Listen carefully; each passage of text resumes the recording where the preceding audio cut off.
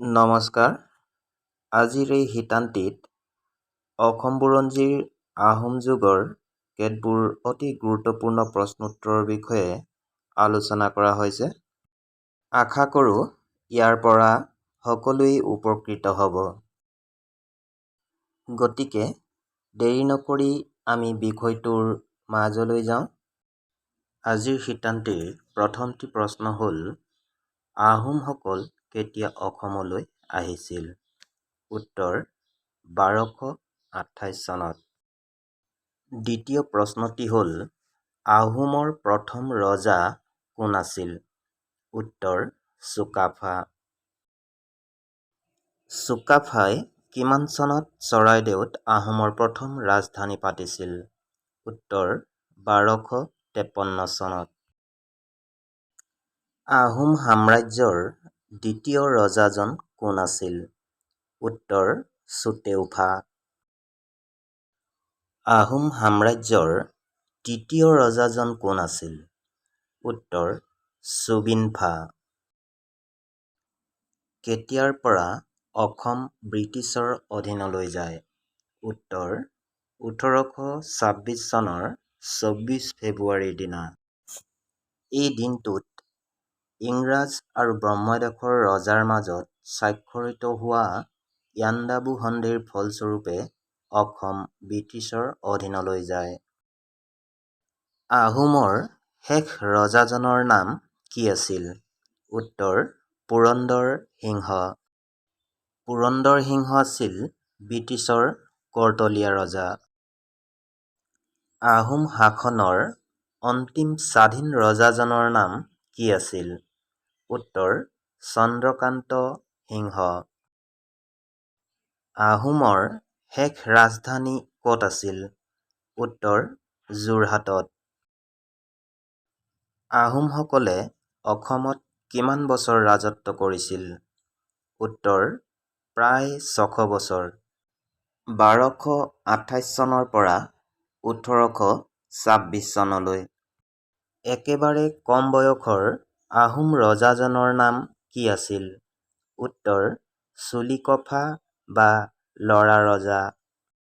লৰা ৰজাই জেৰেঙা পথাৰত জয়মতীক শাস্তি বিহাইছিল। কোনজন আহোম ৰজাক বামুণী কোঁৱৰ বুলি জনা যায়? উত্তৰ স্বৰ্গদেউ চুডাংফাক। সৰুৰে পৰা বামুণৰ ঘৰত ডাঙৰ দীঘল হোৱাৰ বাবেই এওঁক বামুণী কোঁৱৰ বুলি জনা যায়। কোনজনা আহোম স্বৰ্গদেউ দিহিঙীয়া ৰজা নামে পৰিচিত? উত্তৰ চহুংমুং। দিহিং নৈৰ পাৰত এওঁৰ ৰাজধানী থকাৰ বাবেই দিহিঙীয়া ৰজা নামে পৰিচিত। কোনজন আহোম ৰজাক গড়গঞা ৰজা বুলি জনা যায়? উত্তৰ চুকলেনমুঙক। গড়গাঁৱত ৰাজধানী থকাৰ বাবেই এওঁক গড়গঞা ৰজা বুলি কোৱা হয়। কোনজন আহোম ৰজাক খুৰা ৰজা বুলি জনা যায়? উত্তৰ স্বৰ্গদেউ চুখামফা। চিকাৰ কৰিবলৈ যাওঁতে হাতীৰ পিঠিৰ পৰা পৰি ভৰি এটা খোৰা হোৱা বাবেই এখেতক খুৰা ৰজা বুলিও কোৱা হয়। কোনজন আহোম ৰজাক বুঢ়া ৰজা বুলি জনা যায়? উত্তৰ প্ৰতাপ সিংহক। কোনজন আহোম ৰজাক ভগা ৰজা বুলি জনা যায়? উত্তৰ জয়দীত্য সিংহক। সময় নহওঁতেই এখেতক ৰাজসিংহাসনৰ পৰা আঁতৰোৱা হৈছিল বাবেই ভগা ৰজা বুলিও কোৱা হয়। কোনজন আহোম ৰজাক নৰিয়া ৰজা বুলি জনা যায়? উত্তৰ চুটিংফা। সঘনাই বেমাৰ আজাৰ হৈ থকাৰ বাবেই এখেতক নৰিয়া ৰজা বুলি কোৱা হৈছিল। কোনজন আহোম স্বৰ্গদেউক ভগনীয়া ৰজা বুলি কোৱা হয়? উত্তৰ জয়ধ্বজ সিংহক। মোগলৰ ভয়ত পলাই গৈছিল বাবেই এখেতক ভগনীয়া ৰজা বুলিও কোৱা হয়। কোনজন আহোম ৰজাক চামুগুৰিয়া ৰজা বুলি জনা যায়? উত্তৰ চহুংগা। কোনজন আহোম ৰজাক অৰ্জুন কোঁৱৰ বুলি জনা যায়? উত্তৰ চুজিনফাক। কোনজন আহোম ৰজাক পৰ্বতীয়া ৰজা বুলি জনা যায়? উত্তৰ চুদৈফা। অসমত প্ৰথম মাটিৰ জৰীপ কাৰ্য কোন ৰজাই প্ৰৱৰ্তন কৰে? উত্তৰ স্বৰ্গদেউ গদাধৰ সিংহই। কোনজন আহোম ৰজাই তেওঁৰ ৰাজত্বকালত মাটিৰ প্ৰতিমা সাজি দুৰ্গা পূজা কৰিছিল? উত্তৰ স্বৰ্গদেউ চুখ্ৰাংফাই। স্বৰ্গদেউ ৰুদ্ৰসিংহৰ পূৰ্বৰ নাম কি আছিল? উত্তৰ লাই কোঁৱৰ। হিন্দু ধৰ্ম গ্ৰহণ কৰা প্ৰথম আহোম ৰজা কোন আছিল? উত্তৰ জয়ধ্বজ সিংহ। প্ৰথম হিন্দু নাম লোৱা ৰজাগৰাকী কোন আছিল? উত্তৰ চুহুংমুং। এওঁৱেই প্ৰথম স্বৰ্গনাৰায়ণ এই হিন্দু নাম লৈছিল। আহোম শাসন ব্যৱস্থাত কোনগৰাকী ৰজাই প্ৰথম হিন্দু আচাৰ-নীতিক আদৰি লৈছিল? উত্তৰ স্বৰ্গদেউ চুডাংফাই। আহোম ৰাজত্বকালত সিংহাসনত বহা প্ৰথম মহিলা কোন আছিল? উত্তৰ ফুলেশ্বৰী কুঁৱৰী। কাৰ ৰাজত্বকালত কেপ্তেইন ৱেলছ অসমলৈ আহিছিল? উত্তৰ গৌৰীনাথ সিংহৰ ৰাজত্বকালত। আহোম প্ৰশাসনত বুঢ়াগোহাঁই আৰু বৰগোহাঁই পদবী দুটা কেতিয়াৰ পৰা প্ৰচলিত? উত্তৰ প্ৰথম আহোম ৰজা চুকাফাৰ ৰাজত্বকালৰ পৰাই। আহোম প্ৰশাসনত বৰবৰুৱা আৰু বৰফুকন পদবী দুটা কোনজনা স্বৰ্গদেউৰ সৃষ্টি? উত্তৰ স্বৰ্গদেউ প্ৰতাপ সিংহৰ। আহোম প্ৰশাসনত বৰপাত্ৰগোহাঁই পদবীটো কোনজনা স্বৰ্গদেউৰ সৃষ্টি?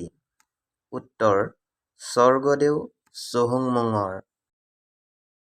আহোম প্ৰশাসনত প্ৰথমগৰাকী বৰপাত্ৰগোহাঁই কোন আছিল? উত্তৰ কনচেং।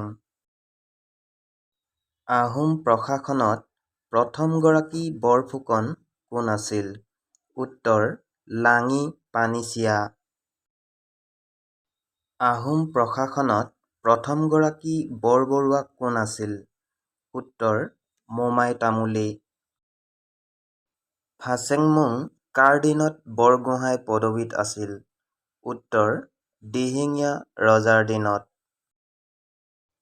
ফাচেংমুঙৰ পত্নী কোন আছিল? উত্তৰ মূলাগাভৰু। নামদাং নৈৰ ওপৰত কোন ৰজাই শিলৰ সাঁকো নিৰ্মাণ কৰিছিল? উত্তৰ মহাৰাজ ৰুদ্ৰসিংহই। অশ্বক্লান্ত আৰু দীৰ্ঘেশ্বৰী দৌল কোন ৰজাৰ দিনত নিৰ্মাণ কৰা হৈছিল? উত্তৰ স্বৰ্গদেউ শিৱসিংহৰ দিনত। শিৱসাগৰত কাৰেংঘৰ কোনে সজাইছিল? উত্তৰ স্বৰ্গদেউ প্ৰমত্ত সিংহই। ধোদৰ আলি আৰু অকা আলি কোনজন ৰজাৰ দিনত নিৰ্মাণ কৰিছিল? উত্তৰ স্বৰ্গদেউ গদাধৰ সিংহৰ দিনত। শিৱসাগৰৰ তলাতল ঘৰ, ৰংপুৰৰ ৰংঘৰ আৰু নেঘেৰিটিঙৰ শিৱদৌল কোনজন ৰজাই নিৰ্মাণ কৰাইছিল? উত্তৰ স্বৰ্গদেউ ৰাজেশ্বৰ সিংহই। শিৱসাগৰৰ শিৱদৌল কোনে নিৰ্মাণ কৰাইছিল? উত্তৰ স্বৰ্গদেউ শিৱসিংহৰ কুঁৱৰী অম্বিকাই। জয়সাগৰ পুখুৰী আৰু জয়দৌল কোনজনা ৰজাৰ অৱদান? উত্তৰ স্বৰ্গদেউ ৰুদ্ৰসিংহৰ। গৌৰীসাগৰ বৰপুখুৰী কোনে খন্দুৱাইছিল? উত্তৰ আহোম স্বৰ্গদেউ শিৱসিংহৰ পত্নী বৰৰজা ফুলেশ্বৰী কুঁৱৰীয়ে। বৰ্তমান চৰাইদেউ জিলাত থকা হ ধোৱা পুখুৰী কোনে খন্দুৱাইছিল? উত্তৰ গড়গঞা ৰজা শুক্লেনমুঙে। কাৰ দিনত গুৱাহাটীৰ ৰুদ্ৰেশ্বৰ আৰু শুক্লেশ্বৰ মন্দিৰ সজোৱা হৈছিল? উত্তৰ: প্ৰমত্ত সিংহৰ দিনত। বিখ্যাত শৰাইঘাটৰ যুদ্ধত আহোম সেনাপতি কোন আছিল? উত্তৰ: লাচিত বৰফুকন। আজিৰ শিতানটিৰ একেবাৰে শেষৰ প্ৰশ্নটি হ'ল, লাচিত বৰফুকনৰ সমাধিস্থল ক'ত আছে?